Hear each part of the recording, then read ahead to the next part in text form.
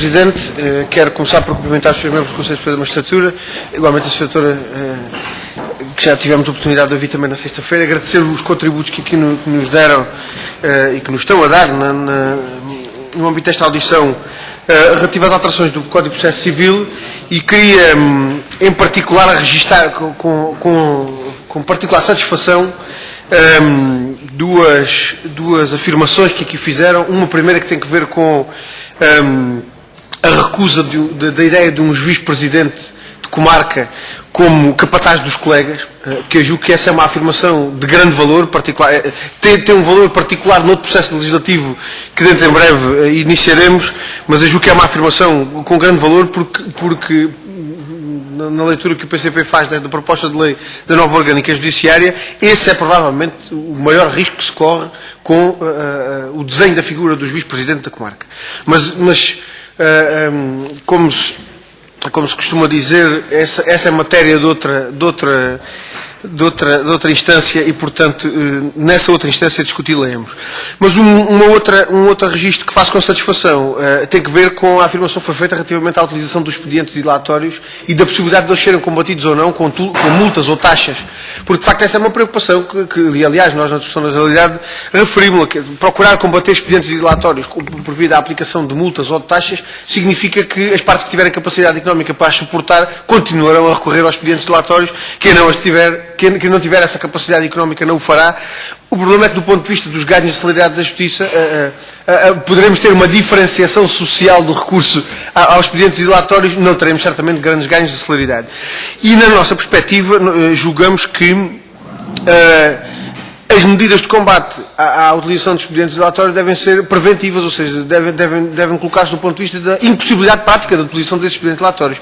E, portanto, gostaríamos também de saber se, desse ponto de vista, o Conselho Superior da Magistratura tem alguma reflexão feita que possa contribuir para a adoção de medidas dessa natureza, portanto, de medidas de natureza não pecuniária e, sobretudo, não punitiva, mas que impeçam na prática a utilização de expedientes dilatórios. Uma outra afirmação que foi feita e que tem particular valor tem que ver com este papel do juiz que se posiciona como um árbitro e que assume poderes de condução do processo nessa veste e das vantagens que daí se retiram. Eu gostaria de colocar a seguinte questão. Se entendem que essa figura de juiz é compatível, por exemplo, com o juiz que se compromete com soluções de equidade e com soluções concretas de conciliação das partes no âmbito da audiência prévia, previstas no artigo 594, números 3 e 4. Porque julgamos nós que este é um exemplo, provavelmente o exemplo mais flagrante. Há outros em relação. Há outros exemplos de alterações no âmbito da proposta de lei que julgamos nós acabam por contender com essa natureza que se pretende dar ao juiz de maior distanciamento ou de maior equidistância relativamente às partes, para que possa assumir de facto poderes de condução dos processos sem que as suas decisões possam ser apontadas como estando inquinadas pela aproximação a alguma das partes. Julgamos nós que esta perspectiva do juiz depois acaba por ser contraditória com algumas soluções que em concreto se encontram do ponto de vista processual que não são compatíveis com esta, nomeadamente esta questão da possibilidade de utilização ou de propor, termos um juiz que propõe soluções de equidade para o processo ou soluções concretas com as quais se compromete. Portanto, gostávamos de saber qual é a perspectiva que tem sobre isto. Uma outra questão tem que ver com uma das primeiras referências que aqui nos fizeram relativamente às formas de processo e à adoção de uma única forma de processo. E eu gostava de colocar a questão nos seguintes termos. A previsão que fazem os artigos 597 e 598 de uma forma simplificada de processo, utilizando como critério o valor, portanto, para as ações que não sejam de valor superior a metade da alçada da relação, para essas é possível adotar-se uma forma simplificada de processo. E a minha questão é quais são efetivamente os ganhos de uma solução como estas comparativamente com a essência do processo sumário. Se temos efetivamente ganhos ou não de celeridade ou se calhar até indo mais longe na questão, temos efetivamente ganhos de celeridade nas ações no processo comum, mantendo esta previsão da fórmula simplificada, ou não?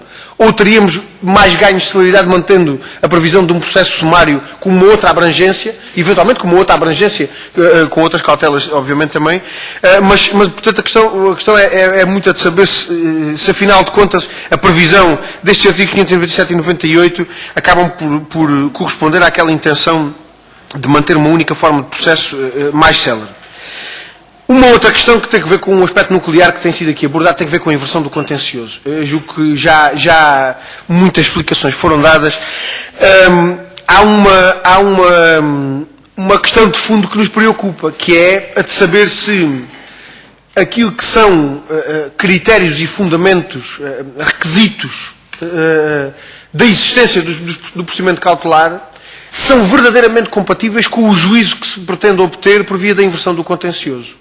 Ou seja, se é possível assumir que são os mesmos os requisitos para a apreciação da probabilidade de existência de um direito ou para o seu reconhecimento definitivo. Se são os mesmos os requisitos para a apreciação da existência os requisitos de um receio, de um risco grave e dificilmente reparável ao qual se pretende obviar com um procedimento cautelar ou do reconhecimento de um direito. E, portanto, se a lesão iminente do direito que está em causa no decretamento de uma providência cautelar se impõe os mesmos requisitos que o reconhecimento definitivo de um direito. Temos muitas dúvidas sobre esta solução da inversão do contencioso, sobretudo porque entendemos que os requisitos não são os mesmos e eles exigem uma outra ponderação e exigindo outra ponderação exigirão um outro processo. E, sobretudo, estas dificuldades tornam-se mais relevantes quando elas podem implicar, afinal, a inversão do ónus da prova. E essa é uma matéria sobre a qual temos as maiores dúvidas, porque julgamos que esse é um entorce a um princípio estruturante do processo civil que, na perspectiva do PCP, não deve poder ser, não deve ser encarada, ou pelo menos não deve poder ser, não deve ser uma opção que seja feita sem ponderar devidamente as consequências que ela pode ter. Há uma outra preocupação que tem que ver com isto. Mesmo admitindo a possibilidade de inversão do contencioso, para assegurar as condições que permitam, com toda a propriedade, decidir pela justa composição do litígio, teremos aqui ganhos de celeridade relativamente àquelas que seriam as ações principais, ou teremos aqui perdas de celeridade relativamente àquelas que são hoje as providências cautelares. Não é? Porque, para garantir as condições adequadas à justa composição do litígio, com tudo o que ela implica de definitividade da decisão, certamente ter-se-á que exigir requisitos que hoje não estão previstos no âmbito das decisões das providências cautelares. Eu chamo a atenção, por exemplo, daquilo que é a previsão do artigo 369, número 2, relativamente à possibilidade de impugnação da providência e de oposição à inversão do contencioso. Esta possibilidade do número 2 do 369 vai ou não significar uma maior complexidade na decisão das providências cautelares, quando aquilo que se pretende numa providência cautelar é exatamente o contrário. É menos complexidade para obviar a uma lesão que é grave e iminente. E uma outra dúvida que se nos coloca também em relação a isto, que tem que ver com o número 3 do 369, que é a possibilidade de instrumentalização da providência cautelar por via da inversão do contencioso para obviar a caducidade de um direito. Nos termos do número 3 do 369, uma parte que esteja perante a possibilidade de caducidade do direito tem aqui a forma de obviar a essa caducidade por via do recurso a uma providência cautelar, requerendo de imediato a inversão do contencioso. Impede-se a caducidade do direito. E, portanto, poderemos estar aqui perante uma utilização, uma instrumentalização da providência cautelar, do procedimento cautelar, com um objetivo que não é o de obter uma providência cautelar, mas é sim o de evitar a caducidade de um direito. E, portanto, gostava ainda apesar dos esclarecimentos que já nos prestaram relativamente a esta matéria, gostava ainda assim de acrescentar estas dúvidas relativamente à inversão do contencioso.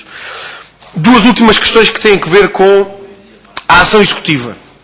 a ação executiva, e a primeira tem que ver com a noção de título executivo, ou o conceito de título executivo, e particularmente com aquilo que é a definição que o artigo 703 da proposta de lei prevê relativamente a esta matéria. Uma primeira questão que é de saber exatamente se nos podem ajudar na dirimição daquilo que é exatamente o conceito de título de crédito, constante da alínea C do número 1 do artigo 703. Sobretudo, se é possível aferir o que é este conceito de título de crédito, utilizando um elemento ao contrário da interpretação da norma, por exclusão daquilo que se faz em relação por aquilo que se opera de exclusão da referência ao documento particular. Temos dúvida relativamente àquilo que é a abrangência exata deste conceito de título de crédito. Temos muitas preocupações que, se o objetivo é verdadeiramente excluir os documentos particulares da possibilidade do âmbito da noção de título de crédito, do que é que isto pode significar. Porquê? Porque se o objetivo for, de facto, excluir os documentos particulares da possibilidade de constituírem títulos executivos, certamente os cidadãos ver-se-ão obrigados a recorrer, por exemplo, às injunções, para poderem obter um título executivo válido. E esta questão liga-se com a última questão que queria colocar, e que tem que ver precisamente com a equiparação que se procura fazer na proposta de lei entre um requerimento de injunção a que foi aposta uma fórmula executória a uma sentença. Se lemos bem aquilo que resulta do artigo 857 da proposta de lei do Governo, há uma equiparação em termos de oposição ao requerimento de injunção, há uma equiparação aos fundamentos da oposição àquilo que acontece com a própria sentença, por remissão para o artigo 729. Se os cidadãos se veem obrigados a recorrer ao requerimento de injunção quando dispõem apenas de um documento particular, acabam por ter, no fim de contas, por via de um documento particular, um título executivo com uma força, ou pelo menos cuja oposição é mais limitada do que é atualmente. Não sei se me faço entender. Eu julgo que esta questão é mais facilmente compreensível por via do número 12 do artigo 7º preambular da proposta de lei, que diz que aos artigos relativamente à oposição ao requerimento de injunção, os requerimentos de injunção que derem entrada antes da entrada em vigor do Código têm a oposição regida nos termos do artigo 731, aqueles que derem entrada depois da entrada em vigor do novo Código têm a oposição a ser regida pelo que está disposto no artigo 857. E a diferença entre estes dois regimes é fundamentalmente os termos em que a oposição ao requerimento de injunção pode ser feita. Mais limitada nos termos do novo Código, menos limitada anteriormente. E sobretudo por via desta equiparação às sentenças. Eu gostava de saber se nos podem dar alguma apreciação também relativamente àquilo que são as implicações deste novo regime, porque particularmente em termos da validade dos títulos executivos, esta é uma matéria que assume grande importância do ponto de vista do funcionamento e da eficácia da ação executiva.